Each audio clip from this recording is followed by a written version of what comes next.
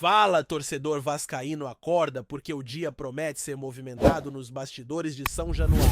O clima no Vasco da Gama tá pegando fogo e a gente começa esse giro de informações falando sobre o cargo de diretor executivo de futebol. Depois de semanas de indefinição, o clube já tem nomes engatilhados para assumir essa função tão importante nos rumos do time? E não para por aí. Tem movimentação no mercado da bola, substituto na mira para o Paquetá e até nome colombiano sendo monitorado para o gol. Então se ajeita aí porque o papo é sério. Vamos começar falando do cargo de diretor executivo.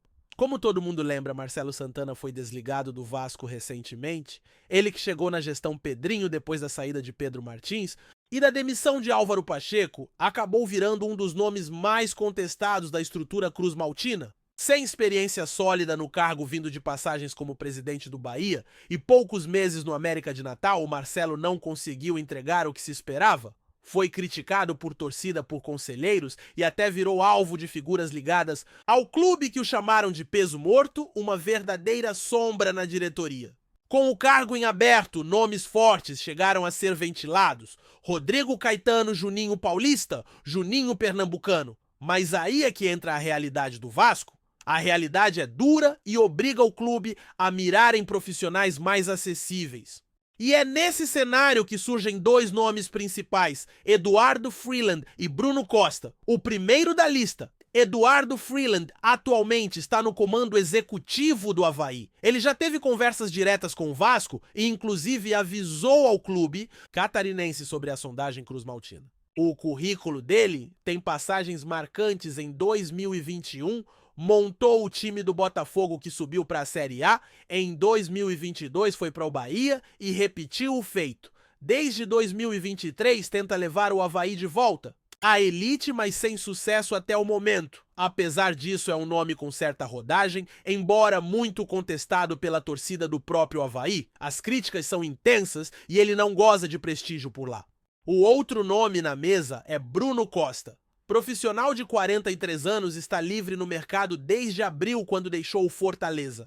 É pós-graduado em gestão esportiva, tem boa relação com o CEO do Vasco, Carlos Amodeu, e conta com um histórico mais técnico, voltado à formação e análise de atletas. Foi diretor de scout do San José Earthquakes, da MLS, e também atuou na base da CBF, onde ajudou a conquistar títulos mundiais nas categorias Sub-17 e Sub-20. Além disso, tem passagens marcantes pelo Fluminense, onde participou da formação de craques como Marcelo e Thiago Silva.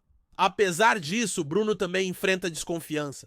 Sua passagem recente pelo Fortaleza foi cheia de críticas, especialmente após uma janela de transferências muito mal avaliada pela torcida.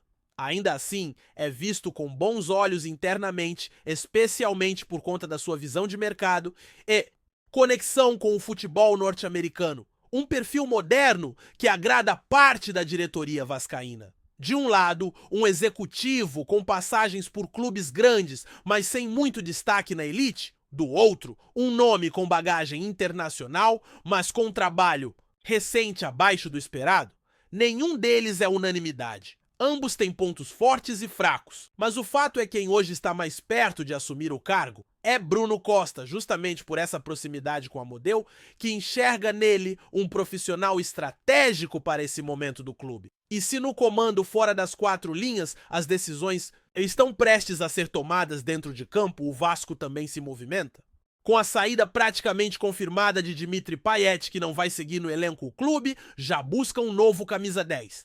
E é aí que entra um nome que causou dor de cabeça recentemente ao torcedor vascaíno Bruno Boscaglia. Sim, ele mesmo. Aquele canhoto habilidoso que destruiu a defesa vascaína no duelo contra o Operário pela Copa do Brasil em pleno São Januário. O Vasco sondou o jogador, foi atrás do seu staff para entender condições, valores, possibilidades. Ainda não há proposta formal, mas a aproximação já aconteceu. Boscaglia tem 29 anos e vem fazendo uma temporada muito sólida pelo Operário. São 29 jogos, 8 gols e 3 assistências. Ele vem sendo o destaque da equipe paranaense. E aquela atuação contra o Vasco não foi acaso. Foi o resultado de um planejamento de recuperação feito pelo próprio Operário, que resgatou o jogador após anos de lesões sérias e instabilidade. A trajetória dele é marcada por altos e baixos. Começou como uma grande promessa nas categorias de base do São Paulo, passou por todas as seleções de base do Brasil e foi vendido ao Mônaco da França por 9 milhões de euros em 2016. Logo na primeira temporada se destacou com gols e assistências, mas uma grave lesão no joelho interrompeu seu crescimento. Depois disso, rodou por clubes como Standard Liège Nantes, Internacional Coritiba e até pelo futebol austríaco, mas sem repetir o mesmo brilho. A carreira dele foi marcada por lesões, especialmente rompimentos do ligamento cruzado anterior. Foi só no Operário, a partir do meio do ano passado, que conseguiu reencontrar seu bom futebol. A dúvida, claro, é sempre a mesma até quando ele conseguirá manter a forma física. Se for aquele Boscalha do início da carreira, é uma excelente aposta. Um jogador inteligente, ágil, criativo e que pode dar uma boa sombra ao Coutinho, que não consegue atuar 90 minutos em sequência devido a limitações físicas. Com um salário baixo e fome de bola, pode ser um nome interessante dentro do que o Vasco busca custo-benefício com potencial técnico. Mas, como sempre, a avaliação é sua torcedor. A diretoria fez uma aproximação, o nome está no radar e o histórico está na mesa. Se vai avançar ou não, só o tempo vai dizer. Agora, virando a página para o gol, a situação com Léo Jardim já passou do limite. A relação entre o goleiro e o clube, que parecia sólida, começou a ruir nos bastidores depois da recusa a mais uma proposta de renovação. E não foi qualquer proposta. O Vasco colocou na mesa um contrato até o ano de 2030 com um salário mensal na casa de R$1 milhão. Sim, você ouviu certo, R$1 milhão por mês. Se a gente fizer a conta rápida, são 5 anos de contrato, 12 meses por ano, o que dá 60 meses. Multiplica isso por R$1 milhão e estamos falando de 60 milhões no total. É dinheiro demais. É uma aposta muito alta para um goleiro que há pouco tempo estava esquecido no cenário nacional e que hoje recebe um salário na casa dos 300 mil. Mesmo assim, Léo Jardim recusou. E ao que tudo indica, não está disposto a continuar no Vasco. A torcida, como não podia ser diferente, reagiu. E reagiu com firmeza. A principal torcida organizada do clube, a Força Jovem, soltou uma nota pública dizendo que ninguém é maior que o Vasco. A mensagem foi clara: se para continuar o jogador exige um salário acima de R$1 milhão, então que siga seu caminho. O clube já revelou grandes goleiros antes e com certeza vai fazer de novo. Jogador nenhum é insubstituível. Com o clima azedando e sem acerto à vista, o clube já começou a olhar para fora. E o nome que apareceu no radar é o do colombiano Álvaro Montero, de 30 anos atualmente, defendendo o Millonarios, um dos maiores clubes da Colômbia. O arqueiro é titular absoluto, já foi convocado diversas vezes para a seleção colombiana e tem sido destaque no campeonato colombiano, onde o seu time ocupa a vice-liderança. A informação vem direto da imprensa colombiana, que afirmou que o Vasco monitora a situação do goleiro e vê com bons olhos uma possível negociação. Não há proposta oficial até o momento, mas os dirigentes do clube colombiano já teriam sinalizado que estão abertos a conversar caso uma oferta concreta chegue. Álvaro Montero é um nome de peso acostumado com pressão com nível de competição internacional e que, além de tudo, ainda pode representar um custo-benefício melhor que Léo Jardim, levando em consideração o momento financeiro do clube. Essa movimentação não acontece por acaso? O Vasco entende que não dá mais para esperar por Léo Jardim? E se ele não quer renovar o clube, vai seguir o planejamento com outro nome? A diretoria quer um goleiro experiente e seguro, que chegue para ser titular e dar tranquilidade à defesa. E nesse cenário, Montero parece se encaixar perfeitamente no perfil desejado. É um novo capítulo sendo escrito. O Vasco vive um momento de reconstrução. Entre decisões técnicas, substituições, reformulações internas e um mercado de transferências que promete agitar o clube, vai se moldando dentro das suas possibilidades. A chegada de um novo diretor executivo pode marcar uma virada de chave na forma de trabalhar o futebol e a troca no gol pode indicar uma postura mais firme da diretoria frente a jogadores que tentam forçar a barra por contratos milionários. No meio disso tudo, a torcida faz o seu papel.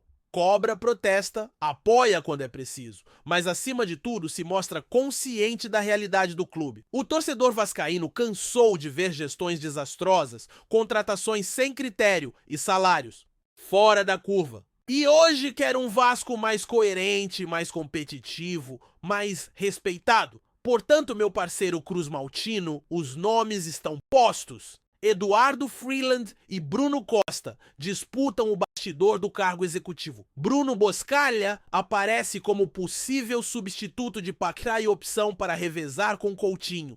E Álvaro Montero surge como alternativa para o gol num momento em que Léo Jardim parece cada vez mais fora dos planos. Tudo isso forma o quebra-cabeça que o Vasco tenta montar para encarar o restante da temporada com força e organização. A expectativa agora é ver como a diretoria vai se mover nos próximos dias, se vai apostar em Bruno Costa pela afinidade com a Model, ou se vai buscar Freeland pelo histórico de acessos, se vai avançar na negociação com Boscaglia, ou se vai esperar o mercado trazer novas oportunidades. Se vai fazer proposta formal por Montero, ou buscar outra opção de goleiro que caiba no orçamento e atenda ao nível técnico esperado. O que não pode acontecer é ficar parado. O Vasco precisa agir, precisa se antecipar, precisa se posicionar. A temporada não espera, os adversários não vão aliviar e o torcedor quer ver o time crescendo. O momento é de reconstrução, mas com os pés no chão. E cada decisão agora vai definir o rumo do clube nos próximos meses. Então, meu camarada, vascaíno, fica ligado porque vem muita coisa por aí. Esse foi só o primeiro Acorda Vascão do dia e ainda tem muita notícia, muita análise e muita informação sobre o nosso gigante da colina pra gente dividir. Bora acompanhar cada passo desse processo com atenção e, claro, sempre com aquele espírito crítico que só o torcedor do Vasco sabe ter. Antes de continuarmos, já te convidamos para se inscrever no canal Colina News e deixar seu like, assim você fica por dentro de todas as novidades do Vascão de forma exclusiva. Bora continuar! Um burburinho inesperado tomou conta do noticiário esportivo nos últimos dias e movimentou os bastidores do futebol brasileiro e europeu. Ronaldinho Gaúcho, ídolo consagrado do futebol mundial, surpreendeu ao elogiar publicamente o Vasco da Gama, tradicional clube carioca. A declaração, feita em tom descontraído durante uma entrevista recente, ganhou proporções impressionantes e rapidamente atravessou o Atlântico, repercutindo também na Europa. Segundo pessoas próximas ao ex-jogador, Ronaldinho teria destacado a grandeza da instituição vascaína, exaltando sua apaixonada torcida, sua história centenária e, principalmente, o momento de reconstrução vivido pelo clube.